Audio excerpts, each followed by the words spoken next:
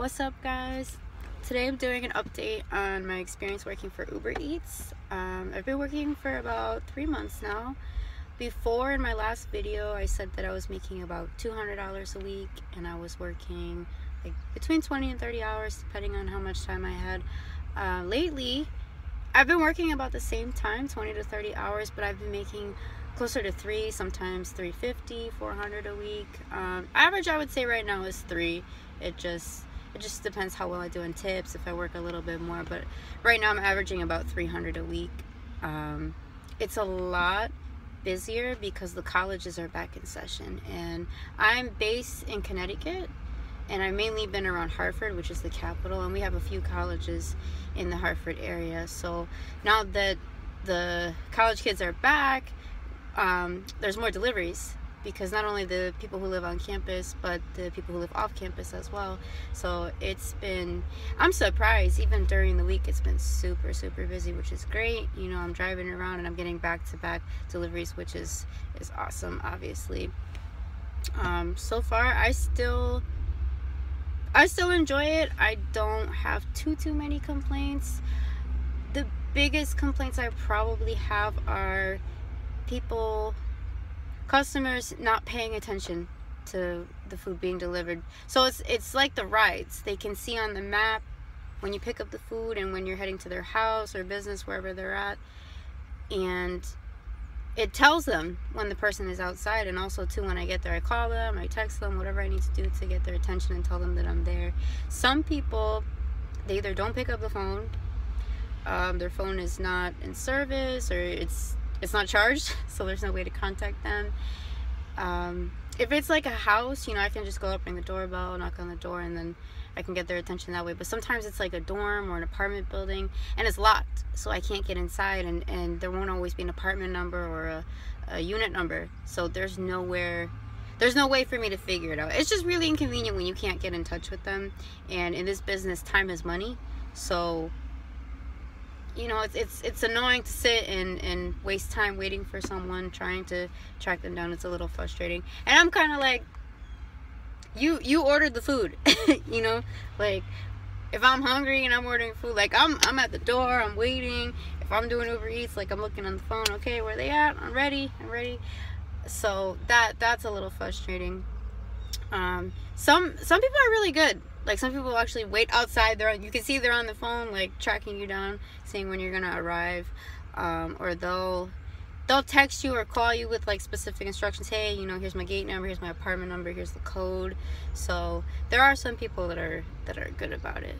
But yeah, overall, it's been good. Oh, and tips. Ever since they put the in-app tipping, so you could do it for the rides, and you can also do it for deliveries. They can either tip you cash if they want, or they can tip through the app.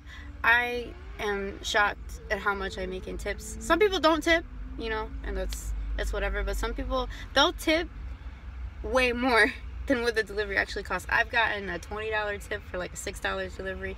I got a $10 for a $4 delivery.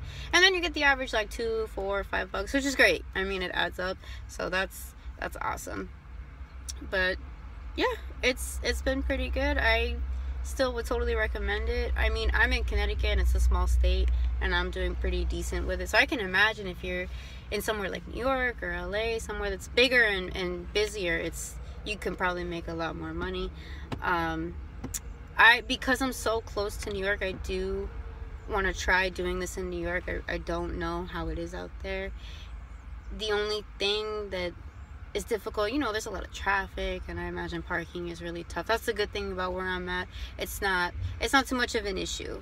So, like, it's pretty easy for me to find parking, or to just put the car somewhere, put the hazards, and not be concerned about getting a ticket or someone towing my car or something. So that, you know, that could be iffy with New York, but I definitely want to give it a try. The thing with Uber, if you do want to try it out and you want to do it in multiple places, I don't know how it is in other places, but in Connecticut, for rides, I can do Connecticut, Jersey, and Rhode Island. That's it. For Uber Eats, for the deliveries, I can only do Connecticut. But what you can do, if you want to switch So say you're going somewhere else long term, like say I move to New York, or if I go to New York for an extended period of time, I can contact Uber, say, hey, I want to change my city, and they'll change it. But the change, I mean, it's kind of permanent, you know. They'll change it to New York. If I want to change it back to Connecticut, at some point I have to contact them and say, hey, I want to change it back to Connecticut. But that's Uber Eats. I'm gonna keep doing it. If you've checked out my other videos, I have tried Postmates. I did sign up for DoorDash. DoorDash actually just came to Connecticut, and they also have it in New York too.